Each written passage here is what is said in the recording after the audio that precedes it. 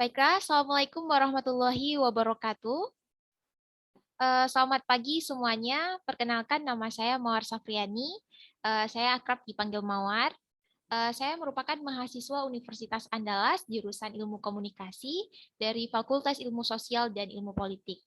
Nah, sebelumnya saya ingin berterima kasih kepada teman-teman sekalian yang sudah hadir di ruang Zoom pada hari ini. Dan saya juga sangat senang diberikan kesempatan untuk bisa berbicara di depan teman-teman sekalian, walaupun ini kita lakukan secara virtual.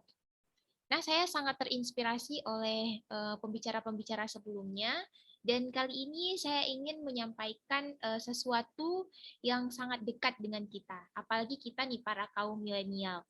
Nah, topik yang saya angkat adalah tentang bijak dalam menggunakan media sosial.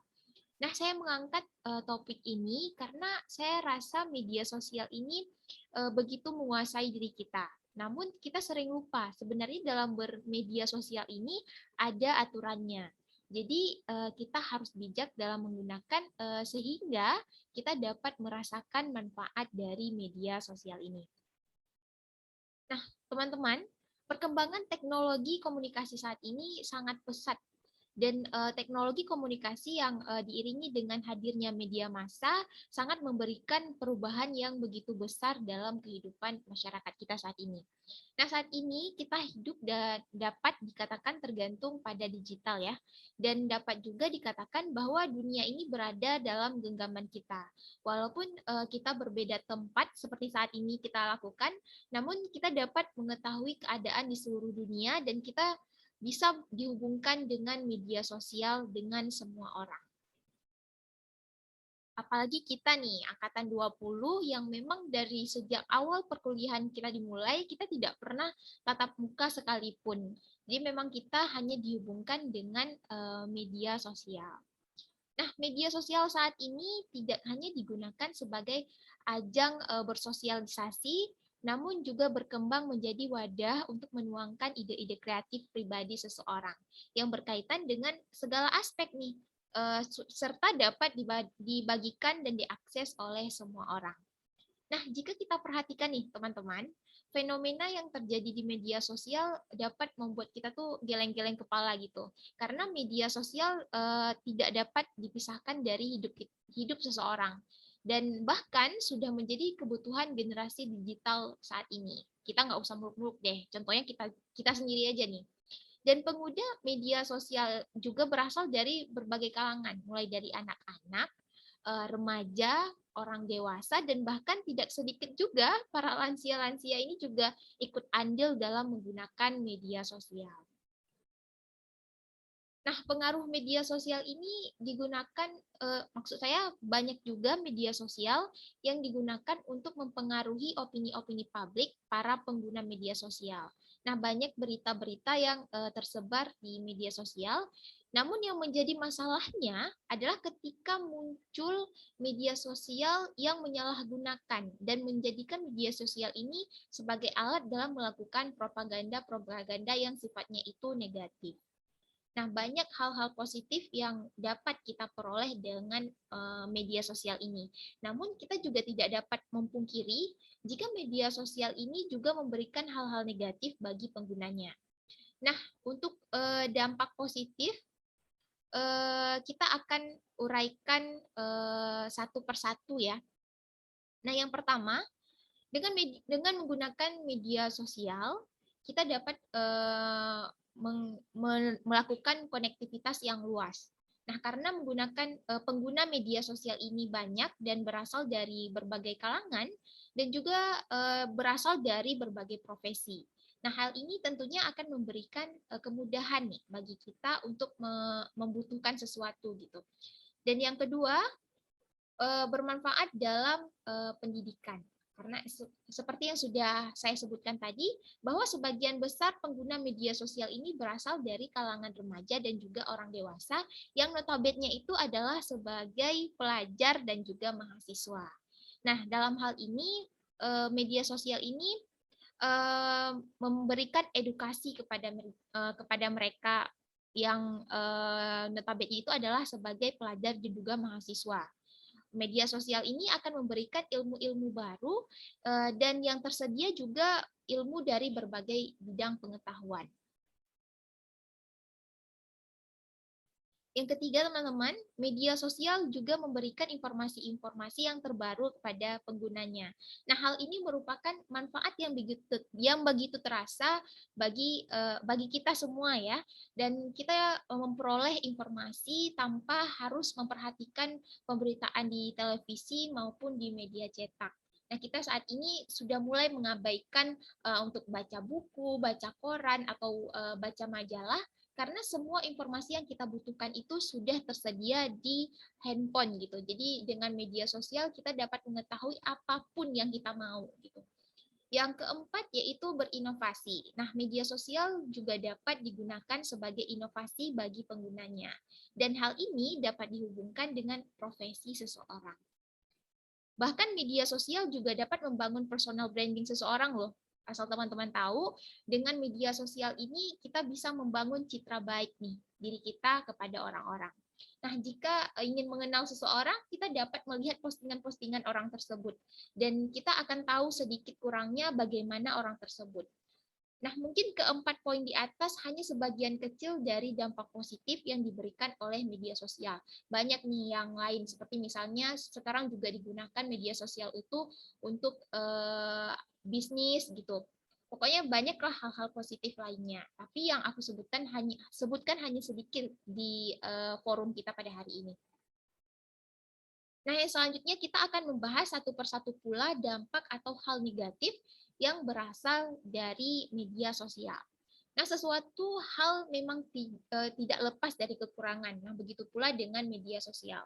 Yang pertama, kita perlu sekali tahu nih bahwa hal ini dianggap lumrah atau biasa aja ketika dilakukan, yaitu penindasan atau istilah sekarang itu adalah bullying.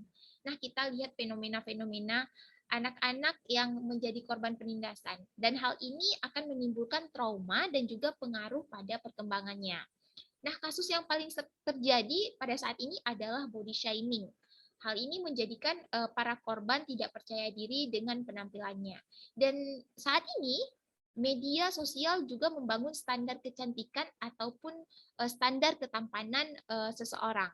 Misalnya untuk perempuan dapat dikatakan cantik ketika mereka memiliki badan yang langsing contohnya, berbadan tinggi, berkulit putih, rambutnya harus lurus, dan lain sebagainya. Nah, para perempuan-perempuan yang tidak memiliki hal tersebut akan mengklaim dirinya itu bahwa dia itu tidak good looking. Nah, begitu juga dengan kaum laki-laki nih. Dibangun tuh oleh media bahwa lelaki yang tampan itu harus berbadan tinggi, hidungnya mancung, perutnya harus six-pack, dan lain sebagainya. Padahal hal ini tidak dimiliki oleh semua orang. Kita tinggalkan yang pertama, kita lanjutkan yang kedua. Nah, yang kedua adalah sering terjadinya penipuan. Nah, sebagai pengguna, kita harus dapat membedakan yang mana yang benar dan mana yang salah. Kasus penipuan dengan media sosial sudah sangat marak nih terjadi. Bahkan kasus ini juga dapat berujung kepada hal-hal yang lebih serius lagi. Contohnya itu seperti pembunuhan dan juga pemerkosaan. Nah, sangat banyak kejahatan kriminal terjadi yang awal mulanya itu berasal dari media sosial. Nah, yang ketiga, yang berikutnya, itu dengan adanya media sosial, terjadinya perubahan interaksi sosial di tengah masyarakat. Karena kita sebagai pengguna, biasanya itu berinteraksi menggunakan user. Nah, hal ini akan menjadikan komunikasi langsung akan berkurang. Sayang ya kalau zaman dahulu tuh karena belum ada komunikasi secara digital seperti saat ini, hubungan antara orang satu dengan orang yang lain itu sangat erat gitu. Namun saat ini kalau misalnya orang tersebut biasanya ramah di media sosial, belum tentu aslinya itu seperti itu gitu. Nah, setelah penguraian hal positif dan juga negatif dari media sosial, kita dapat menyimpulkan bahwa walaupun begitu banyak hal positif yang kita peroleh dari media sosial, namun kita juga tidak boleh lengah nih dengan hal-hal negatif dari media sosial. Karena Namun positif atau tidaknya media sosial ini tergantung pada kita sebagai pengguna. Kita harus paham akan aturan dalam bermedia. Kita juga harus bisa nih berkomentar ketika kita melihat karya orang lain. Jika ingin memberikan masukan, berikanlah masukan yang sifatnya itu membangun. Nah, memberikan komentar yang membangun dan respon yang positif terhadap konten yang dibagikan agar konten tersebut itu dapat mengalami perubahan dan menuju nilai-nilai positif yang dapat memberikan edukasi kepada penikmat yang lain gitu. Nah, media sosial sebagai sarana untuk mengekspresikan karya. Nah, sebagai pengguna media sosial yang bijak, selalu berikan informasi-informasi yang membangun dan memotivasi orang lain untuk berkembang. Nah, salah satunya itu kalau tips dari saya sendiri adalah dengan cara membagikan karya di media sosial. Nah, tapi perlu diketahui bahwasannya jangan membagikan informasi atau data pribadi yang terlalu pribadi gitu di media sosial karena sangat mudah bagi penjahat digital untuk mencuri data pribadi orang lain. Kita harus memiliki batasan dalam berbagi informasi untuk menghindari kejahatan-kejahatan digital seperti yang sudah saya sebutkan tadi gitu. Nah, gunakanlah media sosial untuk membangun personal branding yang baik, membangun citra diri yang baik, sehingga impact-nya itu kepada diri kita nantinya.